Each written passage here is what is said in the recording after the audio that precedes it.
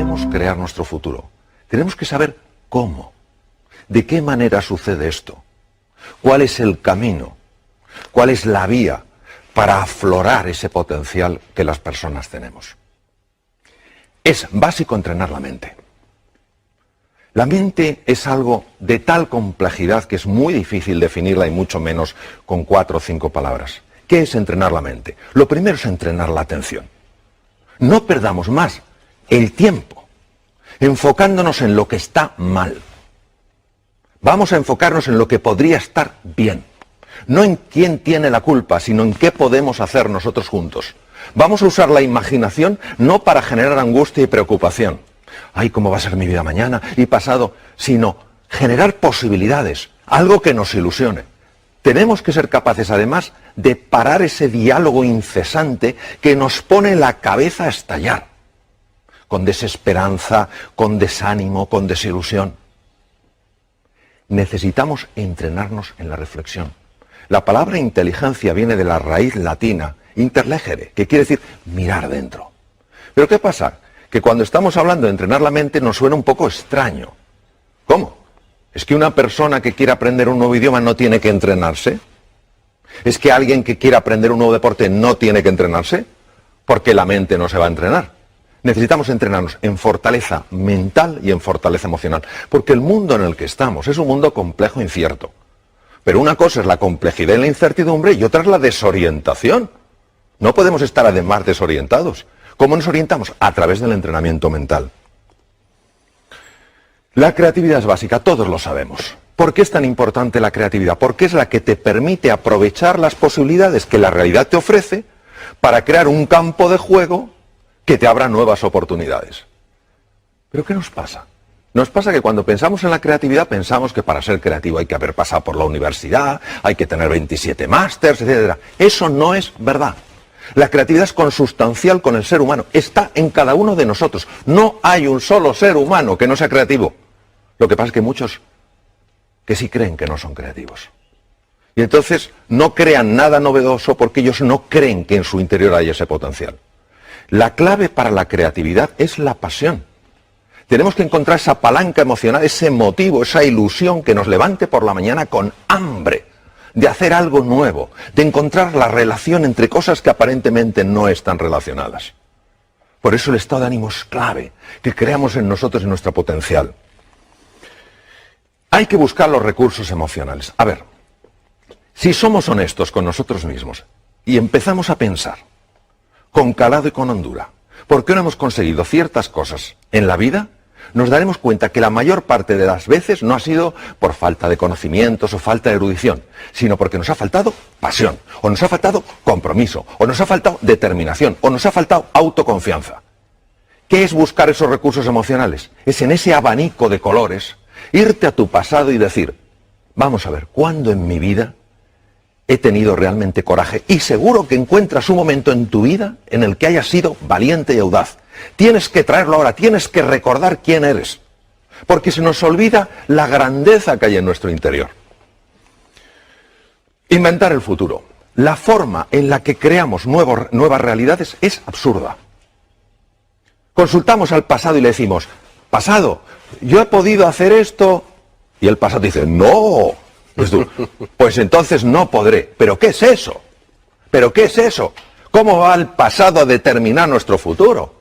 Es al revés, ¿cómo hay que hacerlo? Hay que crear esa idea que nos apasione, que nos ilusione, que tire de nosotros y a partir del futuro empezar a construir hacia el presente. Para llegar allí, ¿qué tengo que hacer primero? Pues tengo que hacer esto. Y para hacer esto, ¿qué tengo que hacer esto? Pum, pum, pum. Es que es radicalmente distinto, pero lo hacemos al revés. Vamos del pasado al futuro. No, señor. El pasado no tiene por qué predecir tu futuro. Para nada. Está muy bien que te informe, por supuesto, pero que no te determine. Emociones aflictivas. ¿Qué es una emoción aflictiva? Una emoción aflictiva es aquella que no te da nada valioso. Por ejemplo, si yo me encuentro con un tigre, es lógico que sienta miedo, y es muy bueno que sienta miedo porque eso me da opciones de supervivencia. Pero si yo estoy en este estudio contigo, en un entorno agradable y acogedor, y tengo miedo, eso me paraliza, no me da nada. Estamos paralizados por la desesperanza, por la ira, por el miedo. No tiene ningún sentido. Es fundamental que empecemos a comprender un poco mejor cómo gestionar estas emociones aflictivas. Y para eso hay que entender que hay tres estructuras que, si me permites, las voy a enseñar. Una de ellas es la amígdala, viene del griego almendra, está situada aquí en los polos anteriores del lóbulo temporal. Otra es el hipotálamo, que está aquí, y otra es lo que se llama la sustancia gris periacueductal, que está justo aquí, alrededor del acueducto de Silvio. ¿Por qué es importante conocer estas emociones aflictivas? Porque nosotros tenemos sobre todo tres grandes lastres que nos dificultan llegar a ese futuro ilusionante. Primero, la ignorancia. Si yo no soy consciente de mi talento y mi potencial, ¿cómo me voy a atrever? Número dos, la pereza. ¡Ay, la pereza! ¿Cuántas veces el camino correcto no es el camino fácil? Pero el tercero es el miedo, una de las emociones aflictivas más potentes.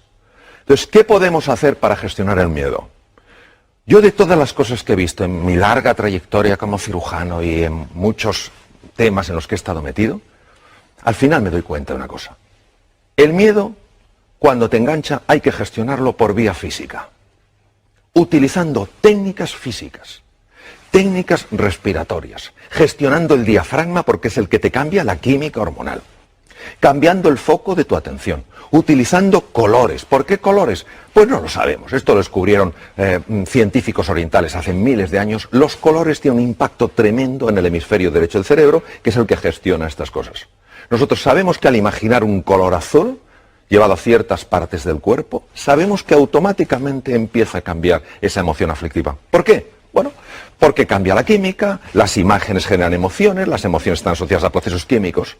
Entonces, es fundamental que sepamos que el miedo se puede gestionar, por lo menos, para que no nos paralice cuando es una emoción aflictiva. Bueno, luego hay una cosa que es que creo que la tenemos que recuperar. Nos hemos pensado que los éxitos suceden solos. Se ha perdido la cultura del esfuerzo, la cultura del trabajo. A ver, yo a veces me quedo impresionado cuando dicen, aprenda usted inglés en 3 meses, mientras duerme y por supuesto sin esfuerzo. Pero ¿cómo se va a creer uno eso? Pero nos gusta tanto la fórmula, la receta mágica, lo quiero, es mío. Pues no funciona. Probablemente el inventor más prolífico que existió nunca, Thomas Alva Edison, dijo, el genio es 1% inspiración y 99% trabajo, transpiración, sudar. Entonces, ¿qué quiere decir? Esto es como una goma. Hay que dejar que se tense. Es el momento en el que nos cuesta las cosas y tenemos que seguir. No tiremos la toalla. Cuando aguantamos la tensión y estamos incómodos, y es normal que estemos incómodos, el cerebro automáticamente tiene que resolver ese dolor. Porque su misión es evitar el dolor. ¿Cómo lo resuelve? Abre la ventana de la inteligencia y de la creatividad. Y por eso todos sabemos que cuando hemos aguantado de verdad, de repente, no sabemos cómo, hemos encontrado una ventana, un espacio. Anda, ¿cómo no lo había visto antes? Porque hay que esforzarse buscando y trabajando. Por eso la determinación, la persistencia, la paciencia son valores tan grandes. Entonces ahora no podemos decir, no, esto sucede solo. No es verdad. No es verdad. El ser humano necesita esforzarse por aquello que vale la pena en su vida. ¿La V de qué? De valores. A ver, creo, desde mi pequeña perspectiva, que necesitamos urgentemente recuperar los valores. Valores que no dependen de un credo, que no dependen de una cultura, que no dependen de una forma de pensar. Están implícitos en la naturaleza humana. ¿Qué es un valor? Un valor es todo aquello que a mí, como ser humano, me perfecciona. Si la generosidad me perfecciona, eso es un valor. Si el coraje, la audacia me perfecciona, eso es un valor. Los valores son los que nos dan guía, referencia. En un mundo marcado por la complejidad y la incertidumbre, ya lo comenté antes, ¿qué es lo que nos da la orientación? ¿Cuál va a ser nuestro faro? Esos valores. Ojo con la sensación de impotencia. Jaume, yo la veo continuamente. No sé cuántos, no sé qué. Una cosa es el diagnóstico, y en medicina esto lo sabemos bien. A nosotros nos interesa hacer un diagnóstico correcto. A ver, si yo tengo una enfermedad seria y voy al médico, el médico me dice, no se preocupe, es un catarrillo. Yo digo, es que médico más simpático, pero no me ha ayudado a nada. Yo prefiero que me diga, mire, tiene usted una neumonía, es un diagnóstico más duro que un catarro, pero porque hacemos el diagnóstico correcto le podemos curar. Bien, el diagnóstico actual es un diagnóstico serio. La situación actual del mundo es seria y es compleja. No lo podemos negar, no podemos ser como la avestruz, aunque eso no lo hacen las avestruces, lo de hacer un agujero. No hay una avestruz así de tonta en toda África, vamos, que meta la cabeza bajo tierra, ni de broma. Pero claro, de acuerdo, tenemos un diagnóstico. Luego hay un pronóstico. ¿Qué es el pronóstico? El pronóstico es lo que los expertos dicen sobre eso. El médico te puede decir como experto, tiene usted una neumonía, con el antibiótico adecuado, los antibióticos adecuados, pues en una semana usted se cura. Eso es el pronóstico. Y otra cosa es el veredicto. El veredicto no lo puede dar nadie. ¿Por qué? Porque entre el diagnóstico y el pronóstico y el veredicto hay un espacio enorme. ¿Cuál? El uso de mi libertad y de mi potencialidad como ser humano. Todavía me acuerdo de una persona en el Memorial de Nueva York, uno de los mejores hospitales del mundo, unos 2 mejores, tenía un carcinoma pulmonar en variedad muy severa y muy avanzada. Le dijeron, tiene usted 3 meses de vida. Diagnóstico era correcto, carcinoma pulmonar en un estadio muy avanzado. Pronóstico, desde el punto de vista estadístico, usted tiene 3 meses de vida, pero se lo dijeron como un veredicto, usted tiene 3 meses de vida. Y este señor dijo, lo siento, compro su diagnóstico, compro su pronóstico, pero no su veredicto. Tengo demasiadas cosas que hacer. Vivió 3 años. Entonces, esto no es sencillamente un caso extraño. ¿Qué es lo que nos perdemos? Nos perdemos lo que puede emerger del ser humano cuando ese ser humano dice, ahora yo, ahora me toca a mí. Esta es la historia de Sísifo, condenado por Zeus, un dios más bien poco piadoso, a subir una piedra. Y cuando la había llevado a lo alto de la colina, la propia piedra bajaba y él volvía a hacerlo. Esto lo estoy viendo continuamente, la sensación de desesperanza. Haga lo que haga, para nada sirve. ¡Claro que sirve! ¿Cómo no va a servir? De hecho, es lo único que sirve. Pero si tú crees que no sirve, dejarás de esforzarte como te puedes esforzar. Y entonces se cae en la desesperanza. Este es el drama de hoy. El drama de hoy no es ya la dificultad que hay, que es real, sino nuestra sensación de impotencia que la está acompañando. Uno se pregunta, ¿por qué tuvo tanto impacto esta película durante la Segunda Guerra Mundial? Porque habla de las creencias. Son 3 personajes que van con Dorothy, cada uno se ve limitado por algo. Y hay un mago que se supone que es un ser enorme, con unas voces tremendas, y al final se dan cuenta que es un hombre con una megafonía. Es chiquitín y tiene una megafonía. Así son nuestras creencias limitantes, esos programas que tenemos metidos. No puedes, no llegarás, no serás capaz. Pero si esos son puras entelequias, lo que pasa es que las vivimos como reales. El oráculo de Delfos. Un griego está consultando al oráculo de Delfos. Es importantísimo que sepamos que nosotros podemos escuchar 2 tipos de voces. La primera voz es la de la jaula de grillos. No puedes, no eres capaz, no hay salida, tú ni siquiera lo mereces. A eso no hay que escucharla.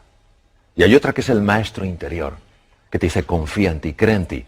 ¿Cómo notas que te habla uno u otro? Es muy fácil notarlo. Cuando te habla el maestro interior, notas paz y serenidad. Cuando te habla la otra persona, la otra voz, lo que notas es crispación, tensión y desánimo. Es fundamental que prestemos atención a la voz que nos ayuda, no a la que nos anula. Bueno, esto a mí como médico me impacta profundamente. La actitud, ¿qué es la actitud? La actitud es cómo me posiciono yo frente a una realidad. Está más que demostrado médicamente que la actitud de una persona frente a una enfermedad afecta a todos estos niveles. Los linfocitos, ¿qué son linfocitos? Células que atacan bacterias, virus, tumores. Células fagocíticas, los fagocitos, lo mismo, los engloban de otra manera. Macrófagos, son el servicio de limpieza del organismo. Se ingieren, destruyen todos esos detritus para que no se infecten. Anticuerpos, fibroblastos, generadores de la cicatriz. Todo esto es afectado por la actitud y uno dirá, pero ¿cómo es posible? Porque la actitud afecta mis emociones. Mis emociones son procesos químicos. Y todas estas células que vemos en la pantalla tienen receptores para esas moléculas. Claro, no es lo mismo que a un linfocito que tiene que pelear con una bacteria se le pegue la molécula del entusiasmo que la del desánimo. Porque imagínate un linfocito acercándose a una bacteria con la molécula del desánimo y el propio linfocito, claro, en el lenguaje linfocítico, diciendo, oh, yo con esta bacteria no tengo nada que hacer, yo me voy. Pero es que es así, es decir, lo digo en un plan un poco desenfadado, pero es que es así. Es que se ha demostrado que estas células reaccionan de manera radicalmente diferente según las moléculas de la emoción que se ajusten. Nelson Mandela, se puede aprender tanto de este hombre, que podía haber odiado tanto a sus carceleros. Tanto, tenía tantas razones. Y lo único que le importó es la reconciliación. Y él decía que la última libertad, la que nunca te quitarán, es tu libertad interior, tu libertad creativa. Claro que la libertad para moverte, esa te la pueden quitar. De hecho, él estuvo encarcelado 27 años en Robben Island. Pero tu libertad interior, ¿cómo quieres tú posicionarte frente a algo? Él eligió posicionarse no desde el odio, sino desde la voluntad de la reconciliación. Porque él sabía que no era el único prisionero, sabía que sus propios carceleros eran prisioneros de su propio odio. Vaya mensaje. Hombre o máquina, no podemos estar esclavizados por programas mentales. Por programas mentales que nos alteran. No somos criaturas que solo reaccionemos, que nos pinchan y quitamos el brazo, que nos queman y quitamos el otro brazo. Hemos de recuperar nuestra libertad interior y decir, de acuerdo, esta situación es dura, esta situación es compleja, no me gusta. Yo, si hubiera podido, no la hubiera elegido, pero me ha tocado. ¿Qué puedo hacer para relacionarme con esa situación con mucha más potencia y mucha más energía? Entonces, en ese momento, cuando yo utilizo mi libertad interior, mi libertad creativa, ¿qué es lo que me hace verdaderamente humano? Salgo de la dimensión de máquina. Ya no reacciono, ya no soy alguien que dependa exclusivamente de las circunstancias. Soy influido por las circunstancias, pero no soy determinado por ellas.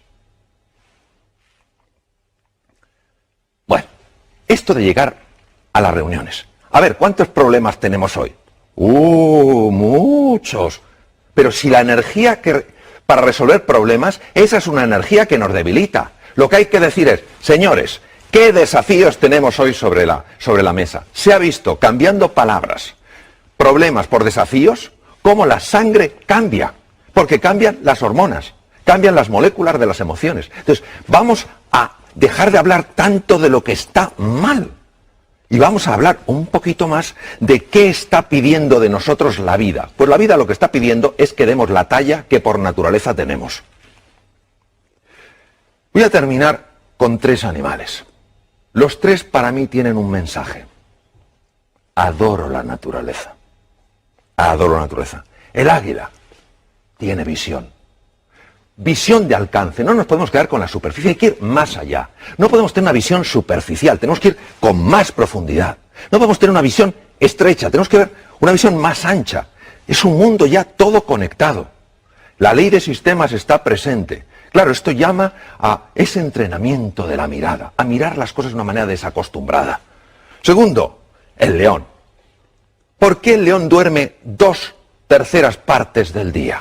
Uno dirá, porque tiene mucho sueño. No digo que no, pero porque confía en él, porque confía en la vida, porque confía en los demás. Es la confianza.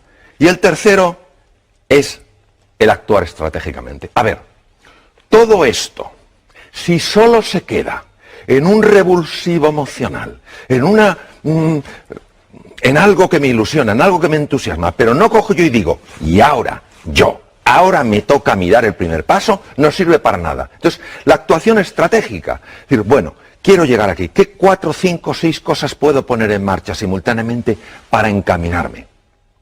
Si realmente nosotros creemos que podemos, vamos a subir muchísimo las posibilidades de poder.